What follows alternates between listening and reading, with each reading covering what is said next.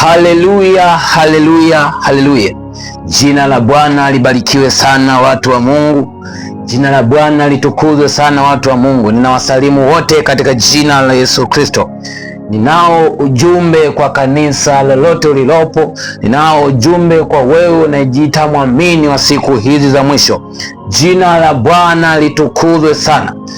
Basi niliyeko mbele yako ni mimi mwalimu Adili Mendamenda, lakini katika chaneli hii tunapoendelea kuenda matokeo baada ya matokeo, unaweza ukatufuatilia katika chaneli hii Mjini TV, lakini pia ukasubscribe na kushare video zetu kwa ndugu jamaa na rafiki, ili wengine wakapata ujumbe huu kama walivyopata wewe siku hii ya leo. Lakini ujumbe nilionao siku hii ya leo ni kuhusu kanisa la sasa. Unaweza ukaandika kama unaandika, lakini kama unaweza ukastulia katika utulivu wako, unaweza ukatafakari pamoja nami katika kitabu cha Ufunuo wa Yohana sura ya 2 na mstari wa 1 mpaka mstari wa 5. Biblia inasema, kwa malaika wa kanisa lililoko Efeso andika haya: ndiyo anenayo yeye azishikaye nyota 7 katika mkono wake wa kuume, aendaye katikati ya vile vinara 7 kwa dhahabu, na yajua matendo yako na taabu yako na subira yako, na ya kuwa huwezi kuchukuliana na watu wabaya. Tena umewajaribu wajiitao mitume na sio, ukawaona kuwa ni waongo. Tena ulikuwa na subira na kuwavumilia kwa ajili ya jina langu, wala hukuchoka. Lakini ninalo neno moja juu yako, ya kwamba umeuacha upendo wako wa kwanza. Ninalo neno moja juu yako siku ya leo, ya kwamba umeuacha upendo wako wa kwanza. Ninalo neno moja siku ya leo, ya kwamba umeuacha upendo wako wa kwanza. Basi kumbuka ni wapi ulikoanguka, ukatubu, ukayafanye matendo ya kwanza. Lakini usipofanya hivyo, naja kwako, nami nitakiondoa kinara chako katika mahali pake usipotubu. Jina la Bwana libarikiwe sana, watu wa Mungu. Neno la Bwana linatuasa katika siku ya leo, likiwa asa kwa ufunuo wa nabii Yohana, akisema juu ya mambo na majira yaliyopo katika kanisa la Efeso, akiligusia kanisa la Efeso kwa ukamilifu wake.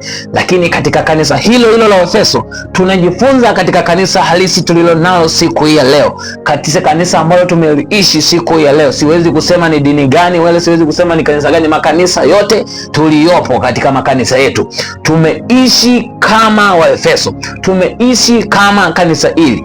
Tumefahamika sana kwa kuwakosoa mitume, tumefahamika sana kwa kuwajua manabii wa uongo, lakini tumefahamika sana kwa kuijua sheria, na tumefahamika sana kwa kudumu katika imani siku zote za maisha yetu. Lakini Mungu anasema hivi siku hii ya leo, analo neno moja, kwamba mmeuacha upendo wenu wa kwanza. Upendo wenu wa kwanza ni nini? Upendo wenu wa kwanza ni jumla ya mambo yote ulioanza katika utumishi wako, ni jumla ya effort zote ulizotumia katika utumishi wako.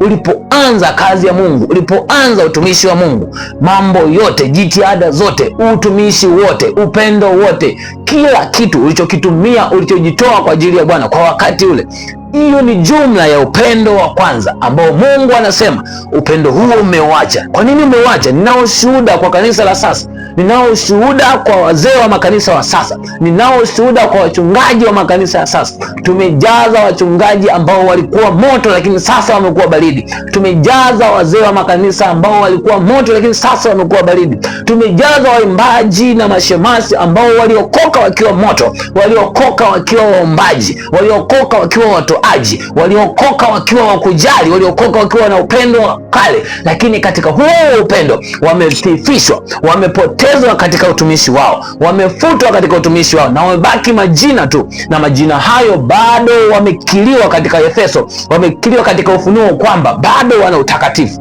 lakini wamesahau upendo wao wa kwanza. Hawajaanguka katika dhambi, lakini wapo kanisani, wapo kwenye utumishi, lakini wamepungukiwa neno moja, wamesahau upendo wao wa kwanza.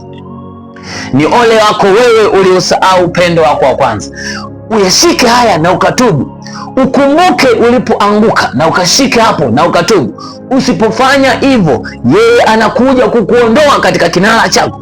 Yeye anakuja kukuondoa katika kinara chako, katika kinara chako ulipokuwa kinara, ulipo juu. Yeye anasema katika hicho kinara ulichopo ataweza kukuondoa kwa dakika chache tu, kwa sababu yeye ameujua upendo uliopoteza, kwa sababu yeye ana huzuni kwa huo upendo uliopoteza. Sikiliza, tulianza wengi tukiwa tuna vitu vingi, tulianza wengi tukiwa tuna nguvu kubwa. Hiyo nguvu uliopoteza, huo uwezo uliopoteza. Tunao akina mama ambao walianza wakiwa waombolezaji katika kanisa, tunao akina baba ambao walianza wakiwa waombolezaji katika kanisa, lakini sasa wako wapi? Kwenye mikesha hawapo, wanatimiza historia. Kwenye sadaka hawapo, wanatimiza historia. Kwenye utumishi hawapo, kwenye upendo hawapo, wamepoteza utumishi wao wa kwanza. Nalo neno siku ya leo, uyashike hayo ukatubu. Usipokumbuka ulipoanguka, hauwezi ukapona katika dhambi hiyo.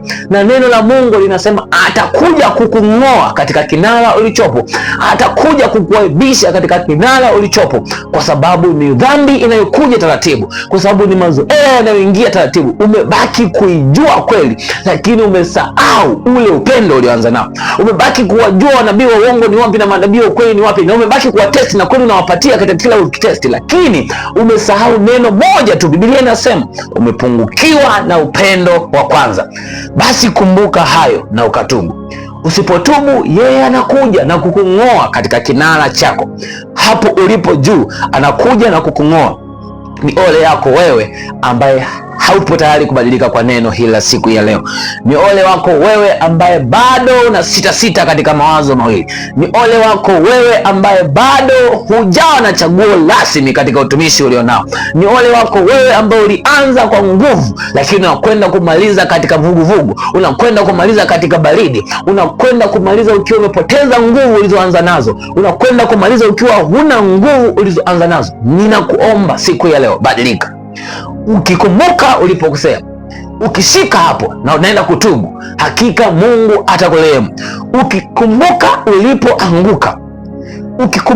ulipoanguka, ukishika hapo, hakika Mungu yupo pamoja nawe, atakurehemu na kukukumbuka, kwa sababu bado umebaki kuitwa jina la watakatifu, bado umebaki katika nyumba ya Bwana, bado umebaki kuwa mtumishi, lakini umepungukiwa na neno moja tu. Umepungukiwa na upendo wa kwanza. Umepungukiwa na neno moja tu. Umechoka upendo wa kwanza, umeuacha upendo wa kwanza. Mungu akusaidie pata badiliko halisi. Mungu akusaidie pata badiliko chanya. Mungu akusaidie usirudi nyuma ulipoanza katika effort ya kuomba. Usirudi nyuma ulipoanza katika effort ya uinjilisti. Usirudi nyuma ulipoanza katika effort ya utumishi wote nyumbani mwa Bwana. Utakapopuuza, utakaposimamisha ile effort, hapo ndipo utakuwa umeufunika na kuacha upendo wa kwanza. Utakapouacha upendo wa kwanza, ni huzuni sana mbinguni, kwa kuwa matendo yako yanaandikwa kulingana na utumishi wako. Mungu akubariki sana, nikutakia badiliko jema. Ni mimi mwalimu Mendamenda D, nikutakia wasaa mwema na siku njema. Kwa wakati huu sina la ziada. Mungu akubariki sana.